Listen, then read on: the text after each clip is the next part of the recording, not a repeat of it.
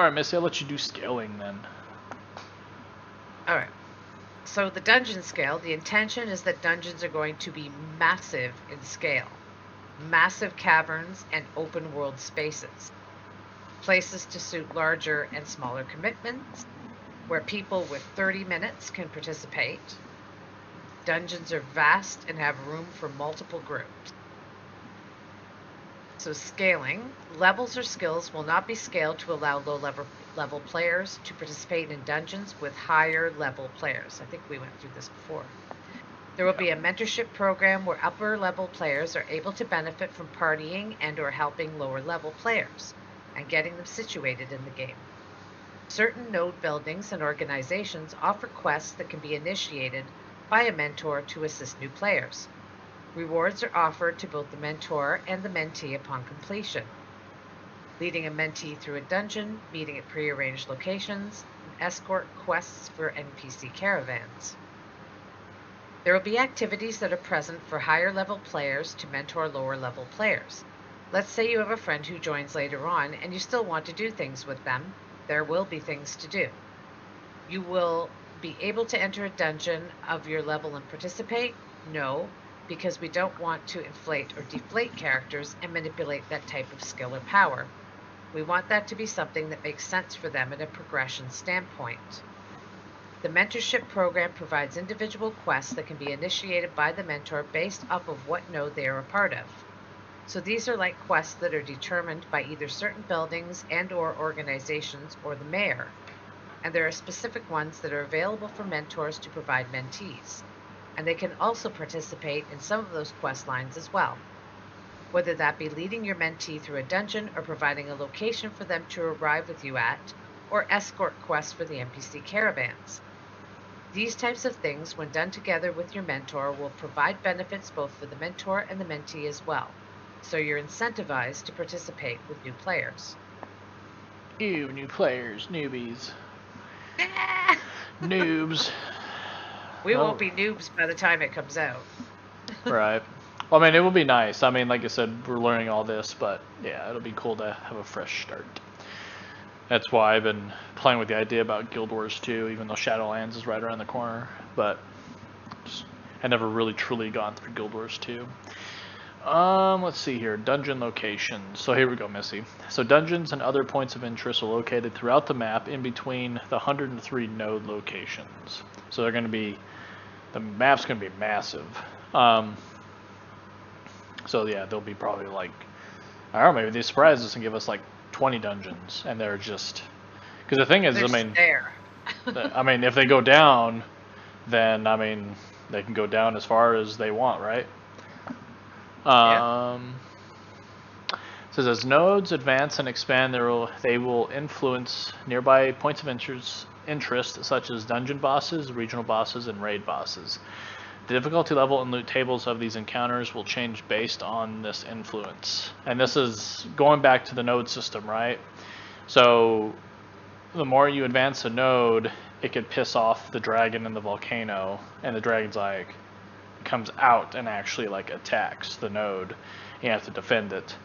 And to me, I almost feel like the way that I would play that out is dragon comes out, you beat it, it goes back, like it flies away back into the mountain, and then the quests go, and like it drops a quest saying, you know, like you have to go, now you have to go kill the dragon, you know. So, and then everyone that fought the dragon now groups up into a big old raid, and you know, go mobs the dragon practically in the dungeon. I think that'd be pretty cool, right? Creates a little story. So PvE difficulty. The difficulty of PvE content such as rage and dungeons will adapt based on the performance of the raid or group against previous bosses that in that encounter. Higher performance in earlier phases will increase the difficulty of subsequent phases of the encounter. The higher the difficulty, the better the loot tables will be. Bosses and mobs will not auto-scale based on group size. Okay. I like the idea. I was for 6 years a Lineage 2 player, and I have to say, in this way they could keep the PvP alive, and of course, in this way you could make more friends or enemies. I mean, what about the dungeon system? Yeah, I mean, to be honest, I think having the social aspect of that, I think a lot of games, sadly, have made us comfortable of playing these MMOs by ourselves, right? That's kind of one of the bad things about Group Finder. We are a slave to convenience, right? Even in real life. and I think we think, the American culture, right? It's fast food, right? We are the fast food culture. Give it to me now, now. And I think that definitely goes into our games where you want your loot now, but you really don't want to do all that much for it. And I think that it looks like AOC and Steven and his team really, in that sense, have the mindset that, we need to go back to the times where if you want something and it requires a group, you need to get into a group. You gonna cry about it, then you ain't gonna get that piece of loot. You need to actually go and meet probably your next best friend, social interaction and an MMO online, a massive multiplayer online game. You would think people would want to actually interact with each other. I think me and Missy actually did a podcast on this before a while back on Cool Cats Chats about how that's actually changed and how it's influenced our games. And I am glad that AOC is actually going back and enforcing that. And I won't say that there's times where I just want my stuff I will want it and then I'm gone. But you don't get a story with that, right? Like, Missy, you could. And here's the thing too. Yeah. You have to be in a guild, basically, to be in this game. You need a guild. So if you're in a guild, then you shouldn't have much difficulty putting groups together and doing any of these things. Oh yeah. Well, I mean, so it's kind of forcing the guild aspect again and being a part of a guild and a little community of your own, right? Well, no, because right now you can play solo. Like, you don't even need a guild. I'm running around BDO. I'm like, what do I need a guild for? Yeah. Well, I mean, well, BDO is so massive, and I think this game's going to be the same way, where it's going to be like, unless you're into like that PvP aspect or going after the world bosses or whatnot, you can just get lost in something else. Like, I mean, when I was just doing my ship, you just kind of go do your ship stuff, right? But in like Final Fantasy, to be honest, a free company, unless you were there to raid, like, you just queued up and you just did stuff instance-wise, and like I said, the convenience kind of killed the social side of MMOs, to be honest. Yeah. Queue and go. No one says, you might say hello, and then you say goodbye at the end. Hey, bye, got my loot, gone. But at least with this, I think humans are definitely, you have to kind of, the whole freedom thing, you think you kind of have to like enforce things, because that's how you learn things and that's how you grow. So I hope Steven and his team sticks with that, and I think they will. And I think we'll all be better players and really enjoy ourselves, to be honest. Well, you have to be part of a node, and a node's a city, so you've got to be part of somebody's city. Yeah. So you got to live somewhere, build a homestead somewhere. So. And one last note, like I said, I think the bosses and mobs will not auto scale based on the group size. So that's cool to see that it's not just going to be the bigger the group, the difficulty. It's actually how you perform more than the size, right? Right, Missy? I'm not even going there. What? I'm not even going there. This is the group size. Size mattering. Yeah, no, I know what you were doing there. I know what you were doing. I didn't do anything. Yes, you did. You tried. I didn't try anything. You're smirking. Yeah, you're smirking. I just was seeing this 5-hour energy is just, it's funny looking, 5-hour energy. Mm-hmm. Yeah, you can't know. Mm-hmm. All right. Dungeon content, Missy. All right, so new points of interest such as dungeons and world bosses spawn as nodes develop. This content adapts to the development of the zone it is in. Populations will change, content difficulty will change. The content may be different altogether depending on what is developed and how. Different types of antagonists with other different storylines. Some dungeons will only be unlocked if nodes are developed to certain stages. Storyline objectives for players inside dungeons will depend on the story arc paths chosen through the node system. Drop tables in areas and dungeons will be tied to the progression of certain areas. I want to see the coding for this game. I don't. Because I just picture it's like, it'd just be like, if this happens, then this happens. But if this happens, then this doesn't happen. But if this happens, then this doesn't, and then this happens. You know, it's just like, yeah. And a bajillion other variables. Yeah, and I think it's the World Manager system. So yeah, it'd be cool to see the coding for that thing. All right, go ahead. You can have it. Right. Certain dungeons and other points of interest across the map will all be affected by the server's node development. Some dungeons will only be unlocked if nodes are developed to certain stages. The storyline objectives for players inside dungeons will also be dependent on the story arc paths chosen through the node system. The drop tables in area and dungeons will also be tied into the progression of certain areas. For example, let's say that the humans have developed a node in region A, and a storyline has opened up that leads players to inspect the ruins dungeon of a nearby area.